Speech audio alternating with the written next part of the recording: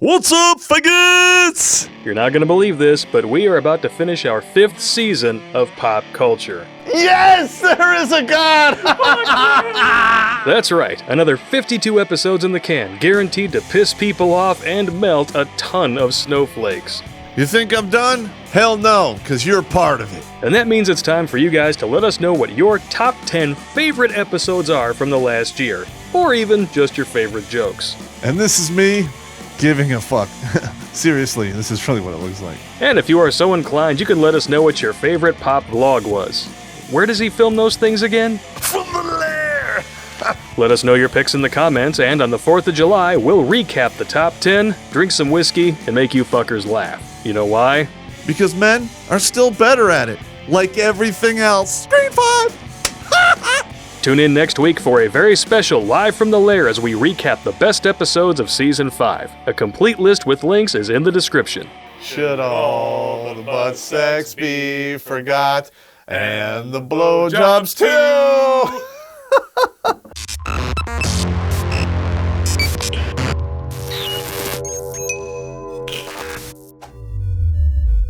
Hello everybody, Terrence Pop here with another episode from the Lair.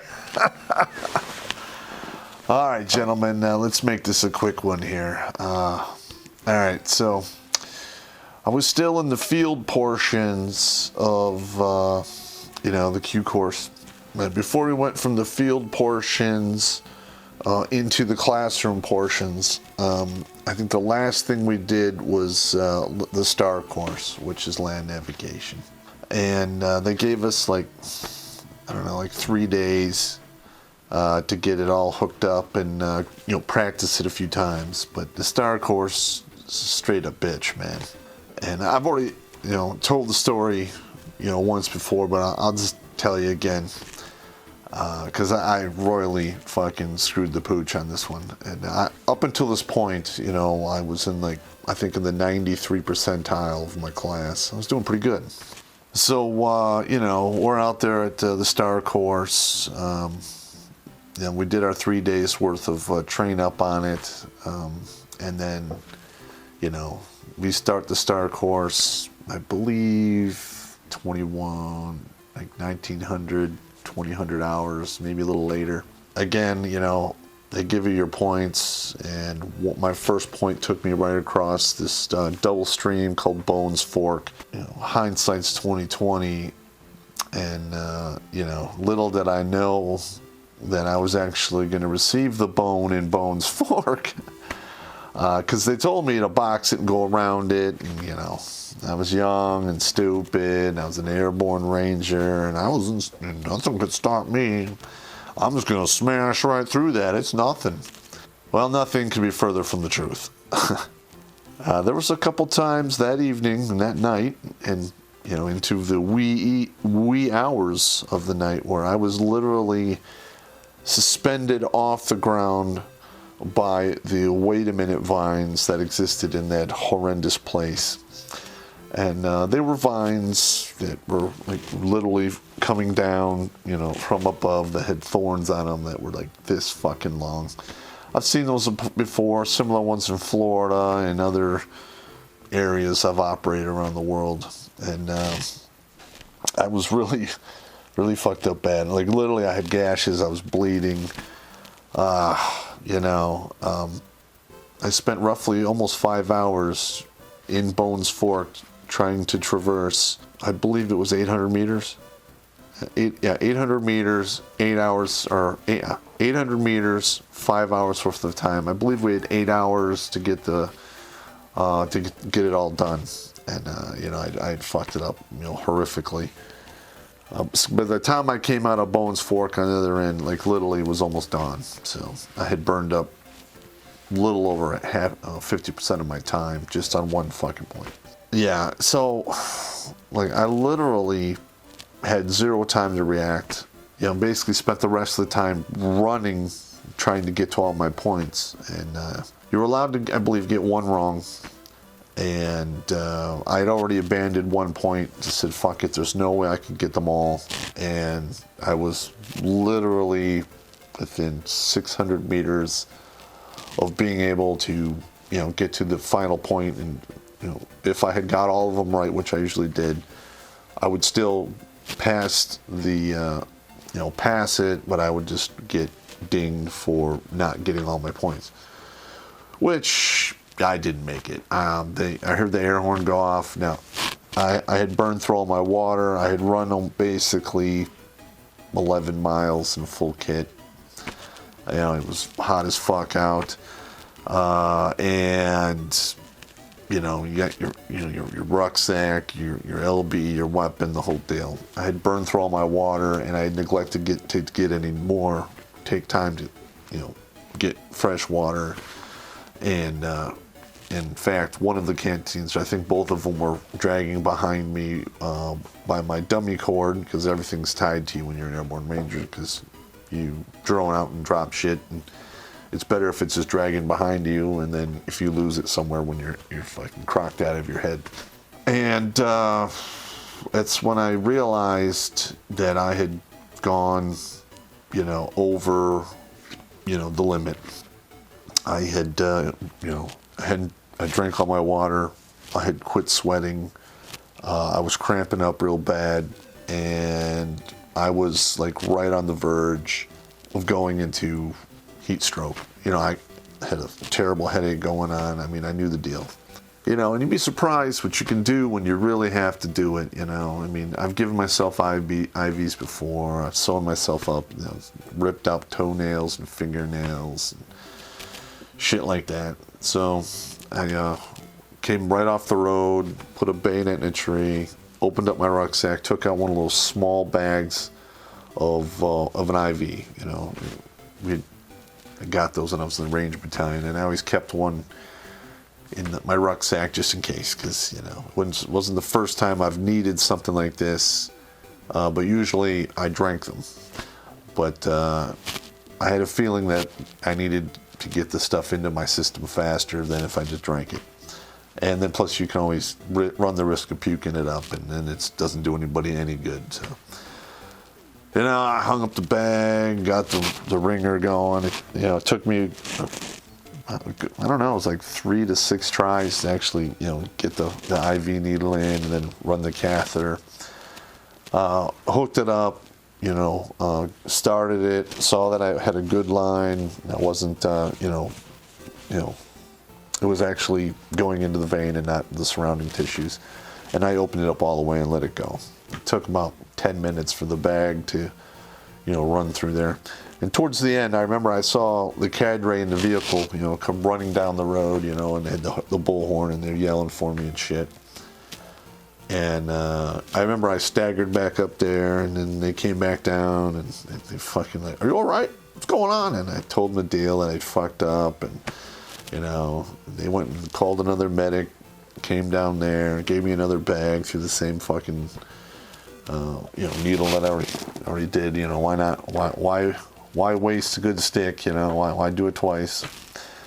And I got a harsh talking to for not listening to them about going around Bones Fork, yelled at by the sergeant major, yelled at by the cadre, and I was sent back to the rear, where everyone else got a 36-hour pass, because everyone that passed it, of course, except me and I believe 18 other guys that didn't make it, that had to do it too.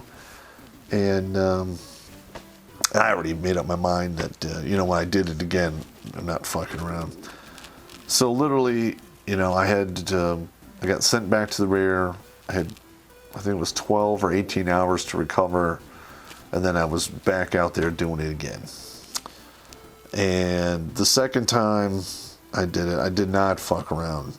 I handrailed roads. I did all the dirty tricks I had to do to pass. And I finished it with 2 hours to spare.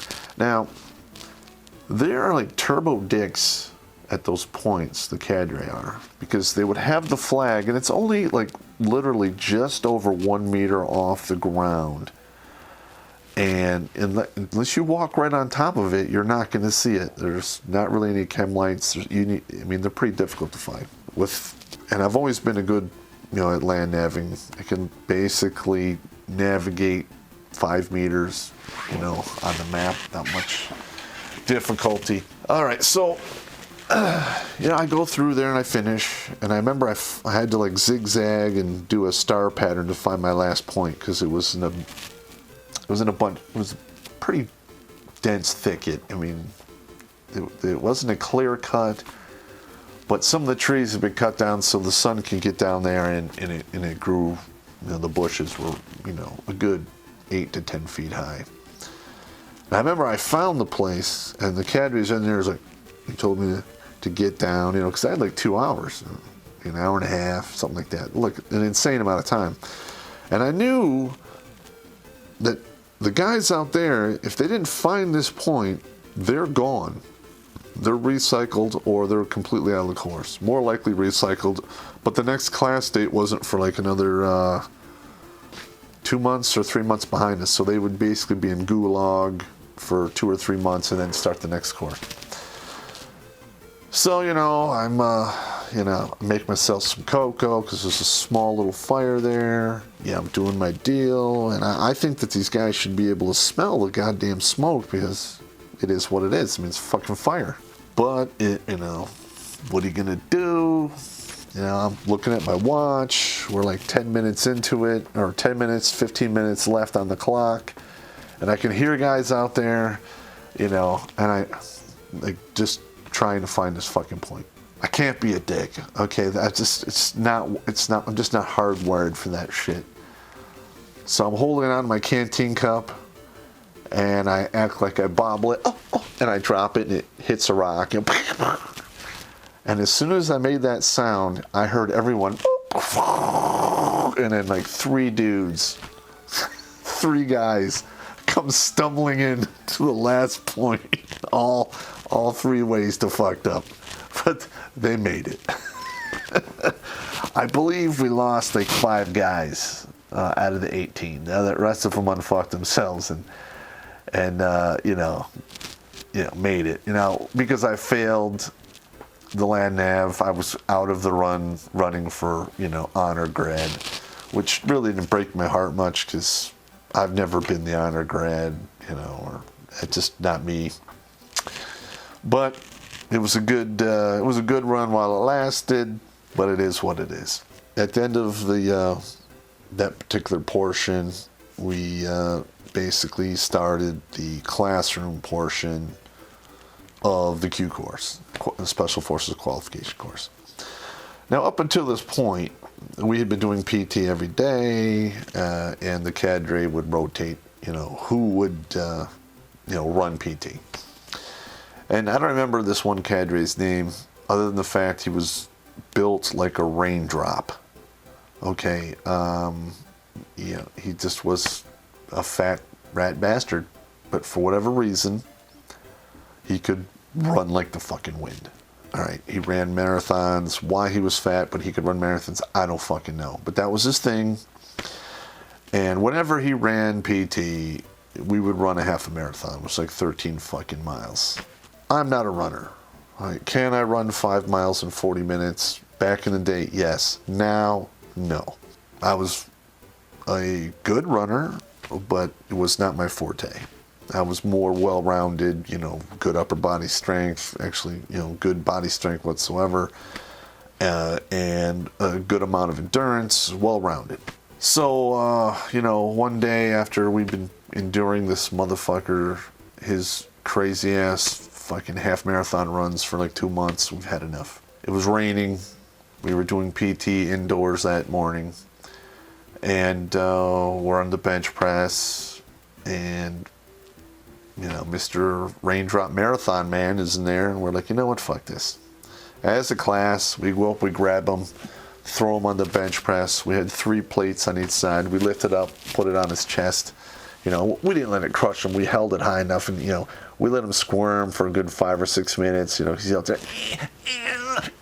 he's like screaming and yelling, and the main tanks are like, oh, yeah, they hold their coffee, oh, yeah. So we lift it off on him. I get underneath. I do 3 reps at 315. That's 3 plates. A couple other guys do 3 or 4 reps at 315. And we get up and we look at this guy and we go, listen, we are not marathon runners and you're not a fucking power lifter. Let's meet in the middle somewhere because this is bullshit.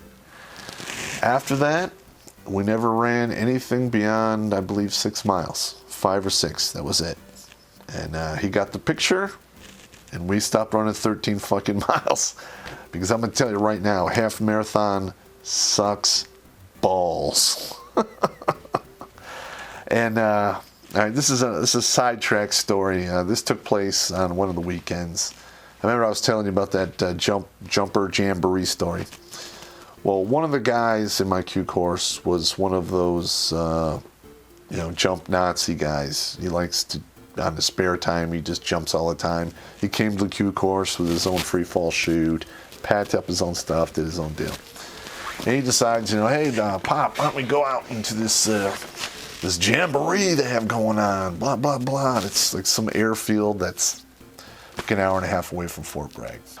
I got nothing better to do, so I'm like, okay. So we go out there, we drank, we hung out. They offered to, run me through a free static line certification so I could jump also, and I kindly said, no, thank you. I jump when I have to. I don't enjoy it. There's nothing about it that I love. But I will be more than happy to drink your alcohol and beer and watch you all do what you're going to do. So, Friday night was really good. They did some night drops. They dropped that late afternoon. In the morning on Saturday, there was like this huge mass tack thing. It was pretty cool. A bunch of guys from 82nd were there. Apparently they dropped these high performance chutes, which actually have a smaller canopy and they go like stupid fast. I'm standing there next to my buddy. And, I'm holding a beer, and he's holding a beer, and he just got done jumping. So he was not going to jump anymore till that evening. And we're standing there, and this guy comes out, and he's got I think it's a smoke grenade on his boot. He's doing all the crazy thing, upside down, blah, blah, blah. Comes down, and now he's doing probably 60 or 70 miles an hour, because the way those things work, it's like an airfoil. It's not like a standard chute where it slows you down to the point where you don't break your bones. You actually have to bleed off speed and then slow down and then stop. So he is screaming along, trying to bleed off speed, and it is summer, and apparently there was an updraft of some type, and we literally watched him go and hit the ground. And he didn't just hit the ground. He hit the ground so hard that he popped himself like a water balloon. Like intestines were shooting out. I mean, it was bad.